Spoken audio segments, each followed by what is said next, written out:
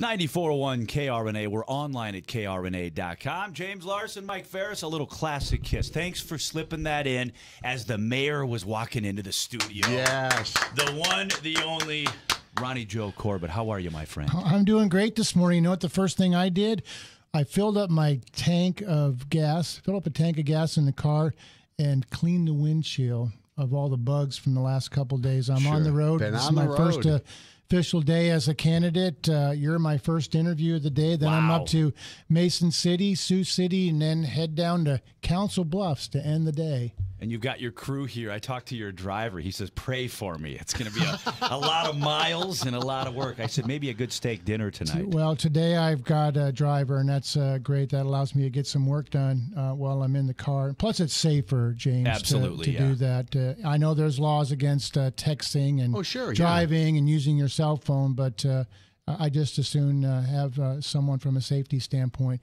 We just have to make sure that I'm not getting any speed tickets along the way. So I told this guy, JJ, I said, hey, you got to keep it within the speed limit. Keep it within the posted speeds. We've got Precious Cargo here. You have announced your candidacy for the governorship of the state of Iowa. Congratulations, Mr. Thank Mayor. you. And welcome to the race. This is day one. What do you expect to encounter out there from the people across the state as you tell your story to them and share with them your experience of building and rebuilding, so to speak?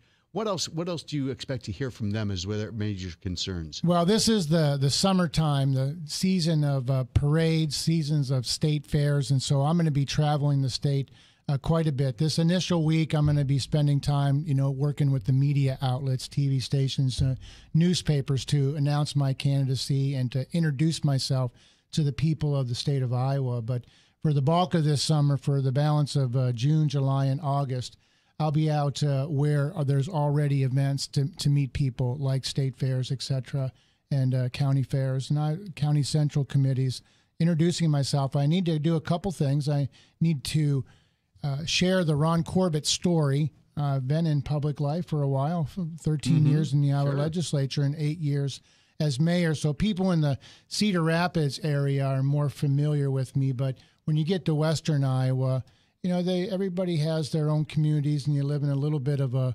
cocoon. I could probably ask you who the mayor of Sioux City was today, and probably neither one of you know. Frank Jacobson. So that's what I have to do. It's Bob Scott, by the way. That was close. Yeah, real Had close. A vowel in it. So it's really important for me to introduce myself to the people of Iowa and tell the Ron Corbett story, but in addition to that, tell the story of Cedar Rapids. It's just an incredible story of recovery, rebuilding, resiliency, and then also share with the people of Iowa what my new game plan is for the state.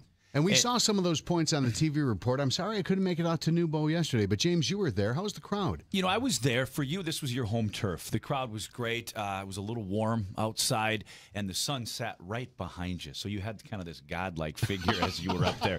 But Ron, I've heard you speak several times, dozens of times, and this was a good one. This was a good speech. I think you just looked very confident up there, which obviously is important, but I thought you did a really good job. Well, thank you. I always try to speak from the heart, and obviously I spent some time thinking about this speech, but it wasn't one of these speeches where you stand at the podium and you read it. I mean, I've done speeches like that, but this wasn't an event. I wanted it to be a family picnic-style event where I had a chance to meet and greet people as they came in before the event, and I stayed till the last person left. Actually helped clean up the event and pick up some of the plastic water bottles.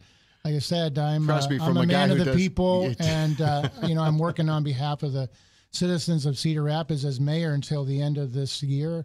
But I'm going to try to continue to do that and campaign for governor. That's rolling up your sleeves. Good for you. We talked a little bit off air about your platform that you talked about. You talked about growing Iowa. You talked about lowering taxes. You talked about improving education from K through 12.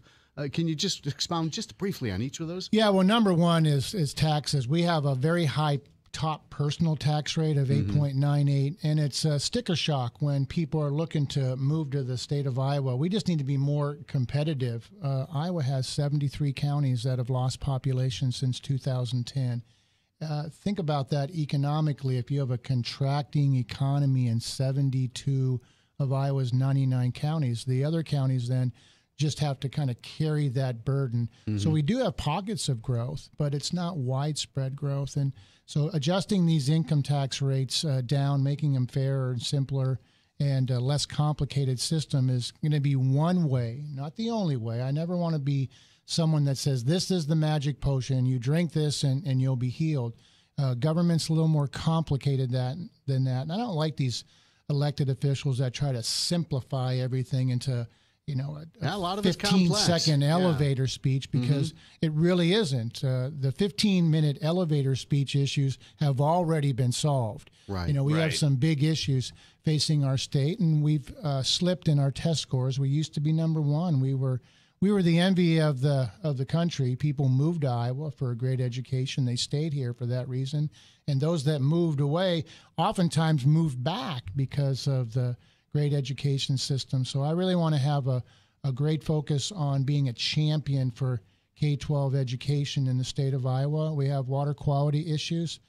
Just this last week, the city of Cedar Falls announced that they had high nitrate levels in their water, dangerously high. And so we're seeing more and more challenges on water quality. Hopefully we'll never have a community like Flint, Michigan. Right. Yeah. But we have to be vigilant on that. And this is one of those long-term issues. And as I said last night, sometimes our thinking in politics is next election thinking. Let's just get to the next election, the next election, the next election. That's really short-term thinking. Right. And when it comes to the environment and water quality, we got to take a longer viewpoint.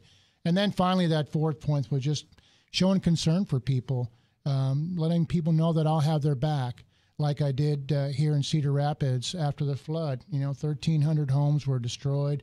A lot of people, didn't know what was going to happen in their life, if they were going to get a different house, a new house, were they going to have to move away.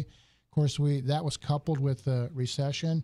People lost their jobs. I made mention of Swiss Valley Farms. They closed down their facility right there along 380, and those jobs were permanently lost. But even people at Rockwell were getting laid off in the recession. So I think that's what people want to know about their elected officials. I mean, are they going to have their back? And Ron Corbett will.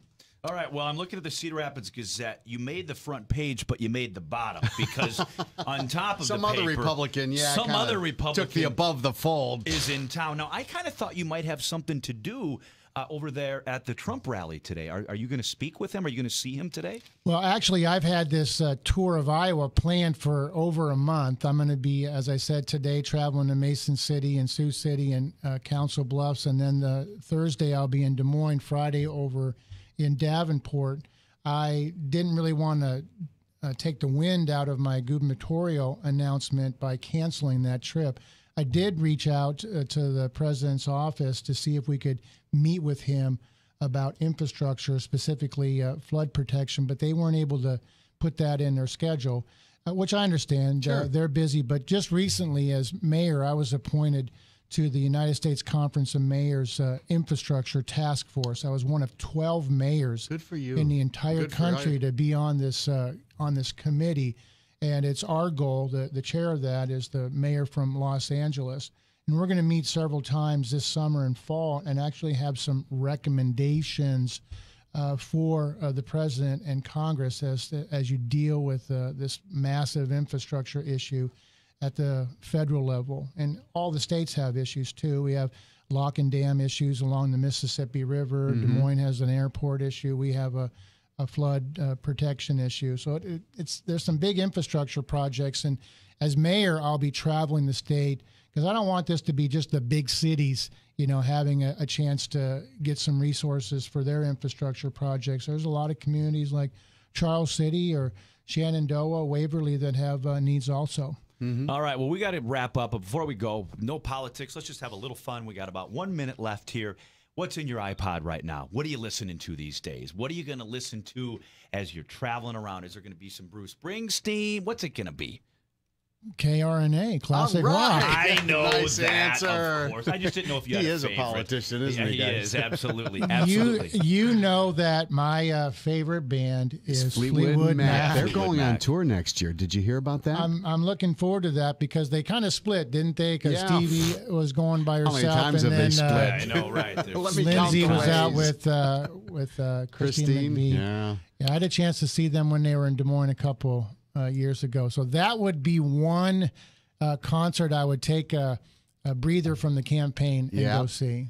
Last question, because we do have to wrap up. You look great. You're on this diet, this yellow diet. YOLO? What is it? YOLO? Well, it's called Yoli, YOLI. So- So a little bit of a shock diet for 60 days. You haven't had a piece of pizza in 60 days?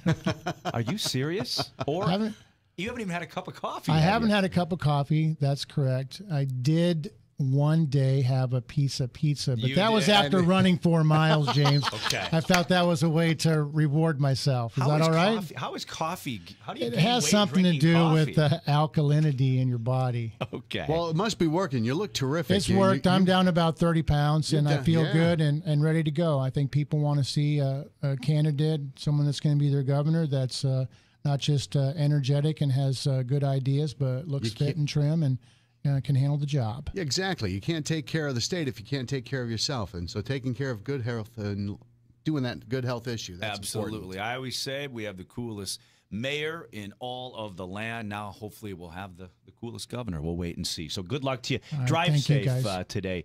And always keep her cranked up to the mighty 94.1 KRNA.